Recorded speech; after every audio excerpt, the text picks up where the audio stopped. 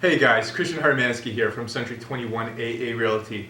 And what I want to talk about today is, have you had your home on the market for 6 months, 12 months, whatever it is, and for some reason it just did not sell? It can be frustrating. So what I want to do is tell you the main 3 points on why that could have happened. So without further ado, first point is marketing. Now, marketing is key. It's a majority of why a home is sold. And if your marketing is off, that can really mess up the whole sale of your home. And something to know is that if you put your home on the market when you're working with an agent, you better choose an agent that utilizes MLS. So MLS is a system where there's 25,000 realtors looking at homes right now on that website. And whatever buyer they're working with, they're going to take whatever that home is on MLS and they're going to show it to that buyer. So if your home is not on MLS, you're really putting yourself at a handicap here. Something else to know is open houses. Open houses are old school, but they just work. So, and what you want to do is have 1 to 2 every weekend, minimum of 1 every 2 weekends. That being because you have agents coming in with their buyers, and you obviously can have a chance where that buyer loves your home and they want to put an offer in, and that can get your home sold. But at least if that doesn't happen, at least that agent now knows what your home looks like. It knows where he knows or she knows where the bedrooms are, where the bathroom is, how the bathroom looks like, how the kitchen looks like, all the great features of your property. And let's say maybe they get a buyer down the road, at least they now know what your home looks like. So if they work with that buyer, they can be like, oh wow, I actually know a home that perfectly fits your criteria. It's on ABC Street, and that can definitely help your home get sold quicker and for more money. Advertising is important, specifically online. Social media is big now. It's huge. Everybody's using it, and whoever is, let's say, is watching TV, soon as commercials come on, because let's be honest, nobody really watches commercials anymore. What's the first thing you do? You just grab your phone and just look at the new posts on Facebook, what happened on Instagram, what happened on Twitter, whatever it is. And if people see your home on their post, on their wall, that gives you some good publicity on your home, doesn't it? You have a bigger chance of getting more buyers interested and seeing your home in person, and therefore maybe putting in an offer, right? So another key point, something that in my experience, I see from a lot of homeowners that put their home on the market and for some reason it didn't sell, is feedback. I always got complaints that our agent just didn't give us any feedback. Like, we didn't know what was good about our home, what was bad about the home, what could we change. And that's something that we like to focus on. We like to give weekly reports to our clients by showing them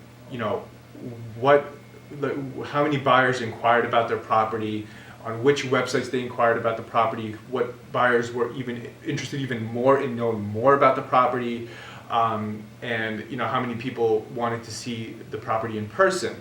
And so what we do is we give the weekly reports through email, and you can have an understanding of which websites we should focus on more, so we can pinpoint the buyers, so we can get more buyers to see your home in person and put more offers in on the home. And one last point, which is extremely, extremely crucial, is professional photos.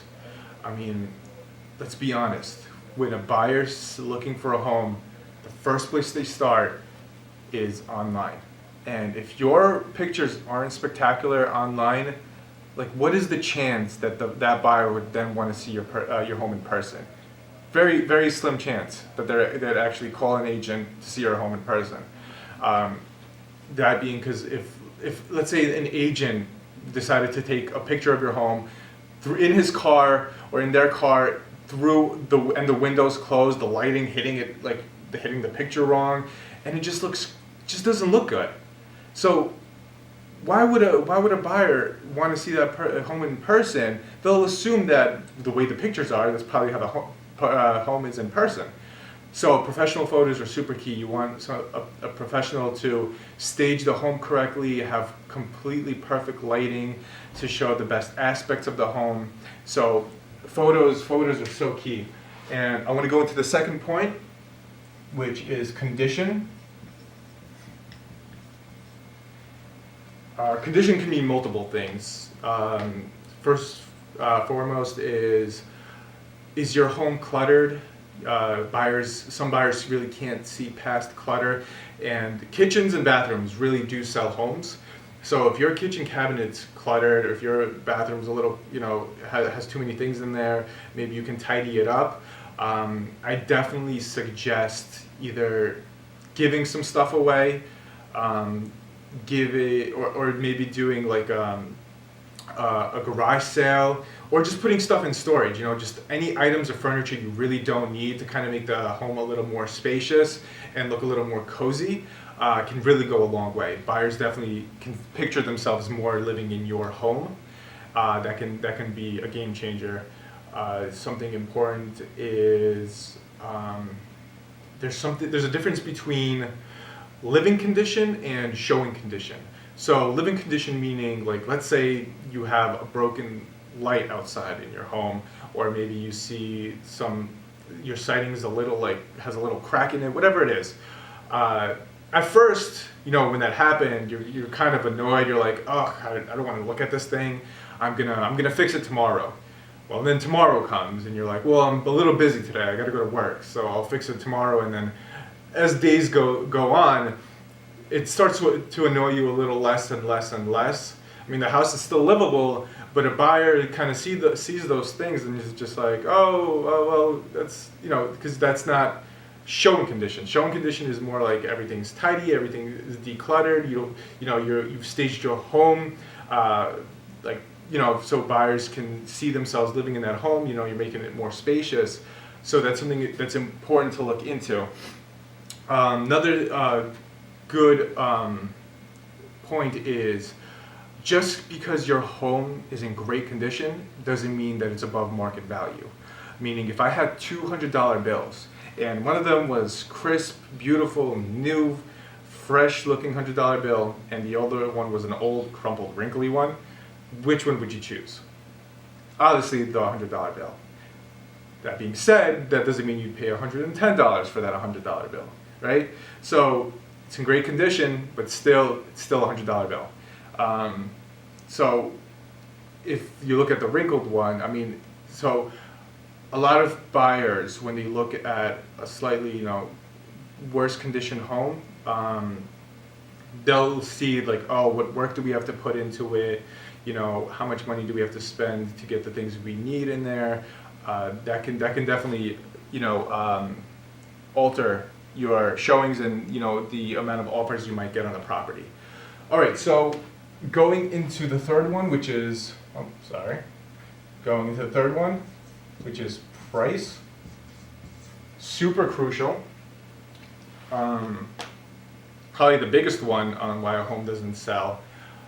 If prices, because, all right, so when you put your home on the market, the first 3 weeks are extremely important, because whatever new buyers are out there, they're going to be looking at all the new homes that are on the market. And if your home is overpriced, you don't get any offers in that first 3 weeks, it might really affect the sale of your home in the future. Because let's say you put your home on the market and it's overpriced, and those new buyers, none of them put an offer in, and 3 weeks have gone by, and now agents have to look for a new set of buyers for your specific home.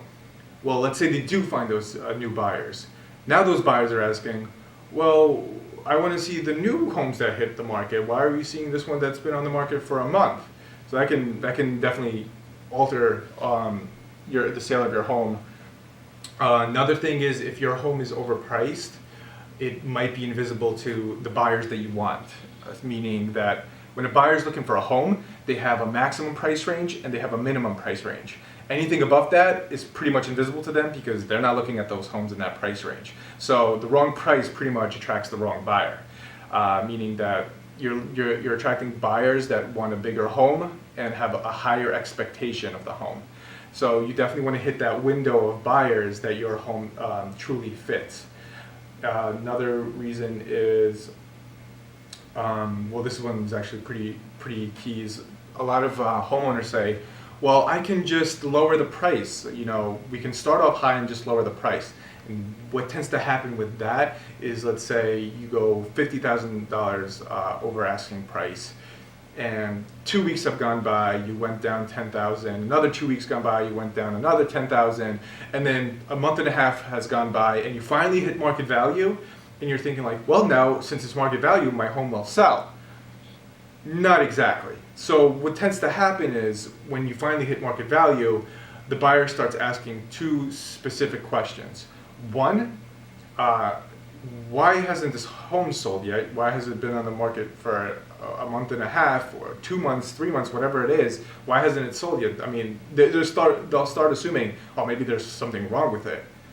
Or if they don't do that, they're going to be thinking like, oh, maybe this homeowner, you know, look at all these price reductions. Maybe this homeowner isn't at the lowest price possible. Maybe he can go down, they can go down even lower. And what tends to happen with that is your home tends to sell under market value.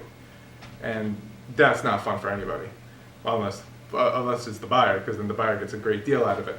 So those are the three main points: marketing, condition, price. If you have any questions, I'm happy to answer them. I'm definitely going to put my information either in the video or in the description below, so you guys can always contact me. I mean, I'm always happy to help. I'm always happy to, you know, come directly to your home and see what of these three things could have been the reason. Okay, so my name is Christian Hermansky, Century 21 AA Realty, and until next time.